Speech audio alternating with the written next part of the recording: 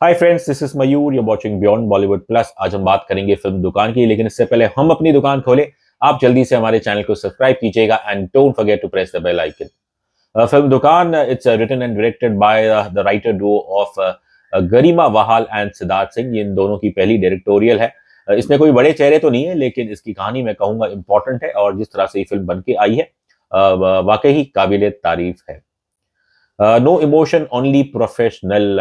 यदि आप सरगीसी के धंधे में हो तो फिर तो इमोशन की कोई गुंजाइश है ही नहीं।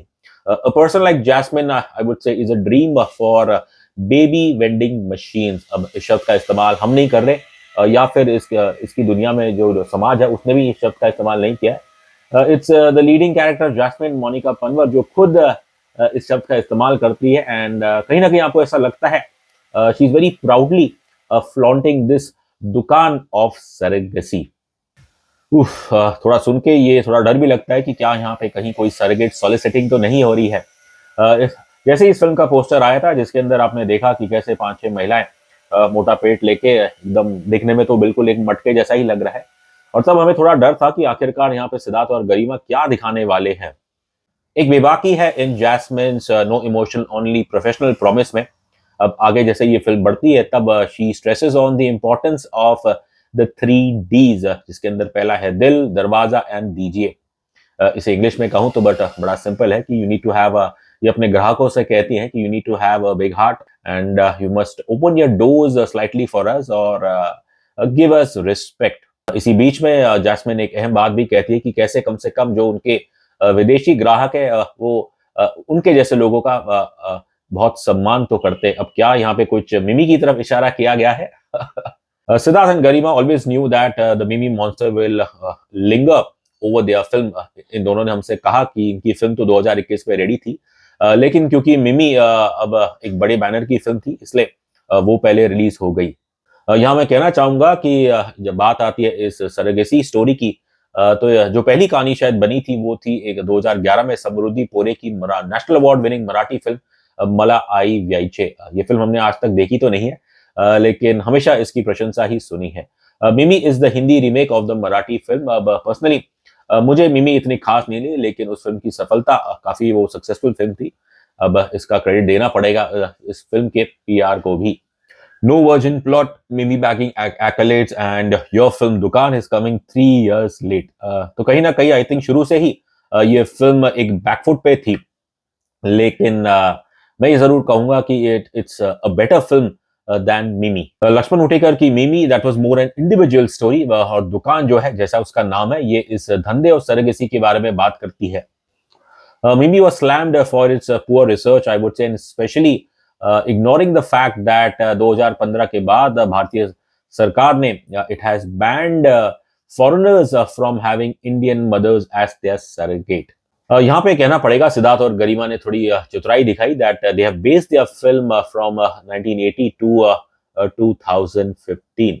अब मिमी की जो दुनिया थी, वहां पे जो मिमी कैरेक्टर है, that was driven to surrogacy by glamour greed. अब इसलिए वो कहानी हमें नहीं छू पाई।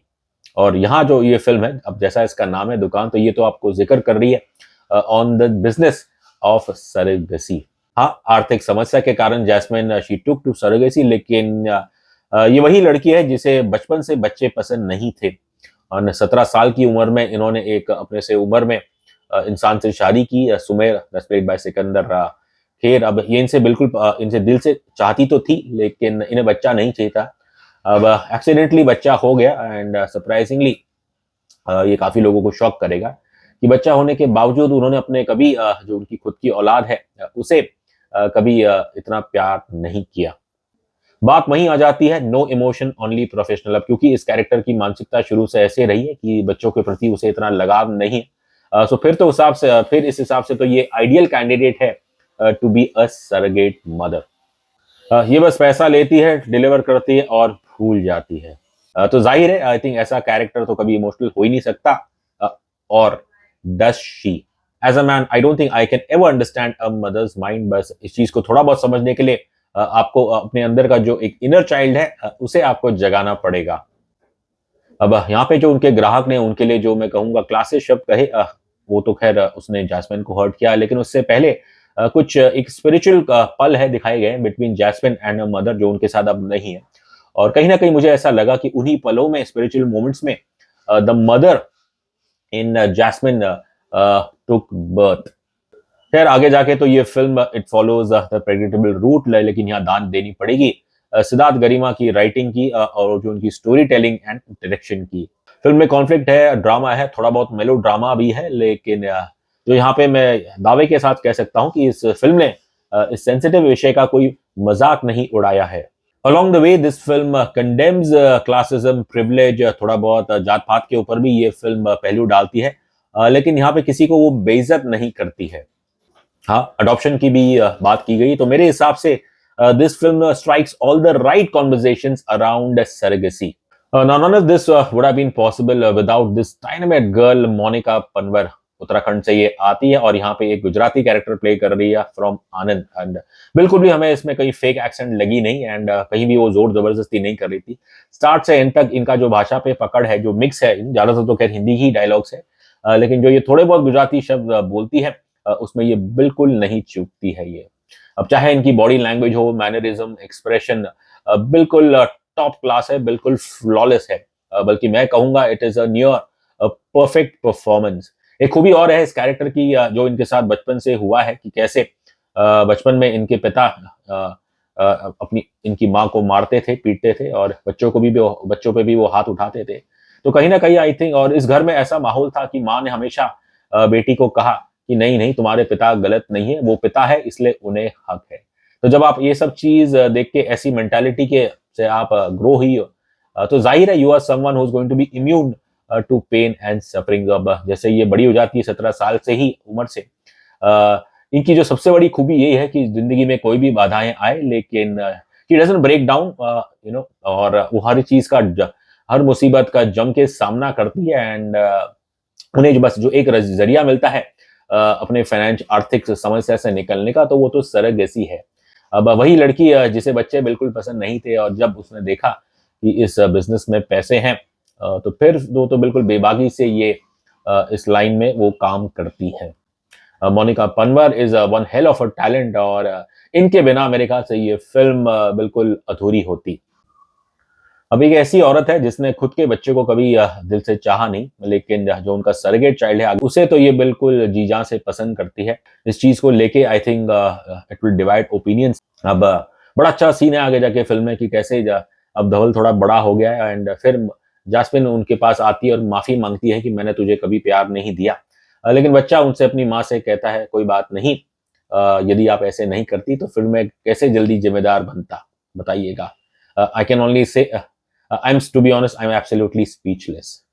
आई थिंक जो सबसे बेहतरीन डिस्क्रिप्शन इस कैरेक्टर का हो सकता है, so that's given by her surrogate child Jamal, जब वो कहता है एक सीन में कि गजब गुजराती का गजब जुगाड़। तो बिल्कुल वैसी है ये कैरेक्टर जैस्मिन, कड़वी है लेकिन सच्ची है, एंड बिल्कुल एक मैं कहूंगा एक फूलझड़ी की तरह है कि स्टार्ट से एंड तक कोई भी सिचुएशन हो और ये हमेशा एक फायर क्रैकर की तरह मैं कहूंगा फटती रहती है। अब जैस्मिन के अलावा बाकी सब ने भी अच्छा काम किया है, यहाँ पे दाद देनी पड़ेगी सिंगर मोनिका ठाकुर की, एंड क्या कमाल का काम किया है। She plays not the antagonist but the mother who cannot conceive, और जो एंड दिया मोनिका ठाकुर और उनके पति अरमान सोहम मजूदार वो आते हैं जैस्मिन के पास सरगेसी के लिए। अब पहला ही सीन देखिए कि कैसा है कि ये जो दो लेडीज है दिया और जैस्मिन के बीच में, जिसके अंदर जैस्मिन भड़क जाती है कि कैसे ये थोड़ा हल्के में बात कर रही है। उन्हें लगता है कि जैस्मिन उनका मजाक उड़ा रही है कि वो बच्चा पैदा नहीं कर सकती, और तब फिर तो वो एक चाकू निकाल देती है, एंड लेकिन फिर जब जैस्मिन का आप रिएक्शन देखिए उसमें तो वो बिल्कुल कोई डरती नहीं है, एंड तो I think that's the kind of equation in दोनों के बीच में है। अब क्योंकि कॉन्फ्लिक्ट फिल्म की जो मेजर है वो यही है कि इस बच्चे को who does this child really belong to, तो इन दोनों के बीच में कॉन्फ्लिक्ट सीन है, लेकिन आगे जाके अच्छी बात यह है कि इवेंचुअली सभी का सम्मान किया गया है। सोहम मजूमदार इन्होंने हमें बड़ा इंप्रेस किया था लास्ट ईयर की जो फिल्म आई थी सन्नी शिंदे का वायरल वीडियो, और इस फिल्म में वो दिया के पति का रोल प्ले कर रहे हैं, and once again I would say it's a flawless performance. और इस कैरेक्टर द्वारा गरिमा वाह एंड सिद्धार्थ ने हमें बताया है कि अक्सर ऐसी कहानियों में फोकस ज्यादातर महिलाओं की तरफ रहता है, लेकिन हम अक्सर हम भूल जाते हैं कि एक मर्द पे क्या बीतती है जब वो इन चीजों से गुजरे। तो वो चीज आपको देखने को मिलेगी इन द फ्रस्ट्रेशन ऑफ अरमान।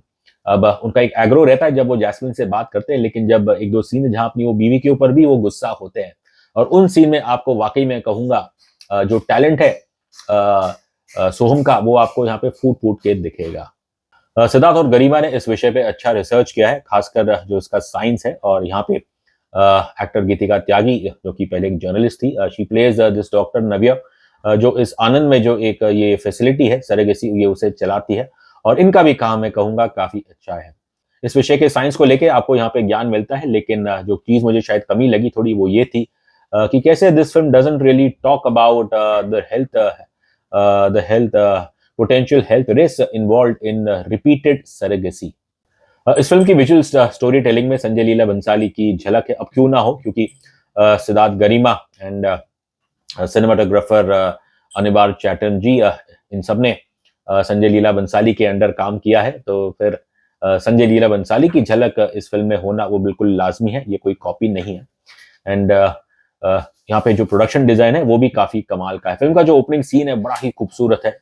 ऊपर से कैमरा आता है कि एक हवेली है, पुरानी हवेली टाइप, ऊपर से जाता है, फिर नीचे की तरफ आपको दिखता है कि एक छोटा सा वहाँ पॉन्ड है, और ये प्रेग्नेंट औरतें, 5-6 औरतें, सब लाल साड़ी पहने हुए, सबके मोटे मोटे पेट है, हाथ में मटका लिए हुए, और कहीं ना कहीं एकदम क्रिएटिवली वो place, they are standing on the steps, और वो जो शॉट है मतलब बहुत ही खूबसूरत है। स्टार्ट से एंड तक इसकी जो विजुअल स्टोरी टेलिंग है वो मैं कहूँगा वो काफी अपीली है। Production design by Sunil Jain, that is also very impressive. Film का संगीत भी मैं कहूँगा अच्छा है। शायद स्टैंड अलोन वो सॉन्ग्स आपको इतने पसंद नहीं आए, लेकिन in the context of the film सभी गाने बिल्कुल फिट बैठते हैं। Mona Lage by composer Shreyas Puranik, and it's a duet between him and Arijit Singh, वो काफी सूदिंग नंबर है। अब जो मेन गाना है कि मैं तेरे बच्चे की माँ बनने वाली हूँ, अब वैसे तो ये शब्द पुरानी हिंदी फिल्मों में जब इस्तेमाल किए जाते थे उनका बिल्कुल एक अलग इम्प्लीकेशन होता था, थोड़ा बहुत मेरे ख्याल से बहुत ही डर्टी ह्यूमर रहता था। लेकिन इस फिल्म के अंदर ये शब्द बड़े ही मैं कहूँगा गर्व से इस्तेमाल करती है, क्योंकि इस फिल्म का संदेशा वही है टू ऑल द सरेगेट मदर्स, यदि आप ये चीजें करती हैं तो इसमें आप कोई शर्म महसूस ना करें, यू एम्ब्रेस इट, कि आप दूसरों का घर बसा रही है। सिद्धार्थ एंड गरिमा's दुकान, well it is selling an old item, but quality इसकी बेहतर है, और जिस तरीके से इसे पैकेज किया गया है वो काफी मैं कहूँगा अपीलिंग है। And definitely this film is worth your watch. बस जाते जाते मैं यही कहूँगा कि move over Mimi and make way for the new Mother India Jasmine. रही बात रेटिंग की, तो मैं देता हूँ इस फिल्म को 5 में से 3 स्टार।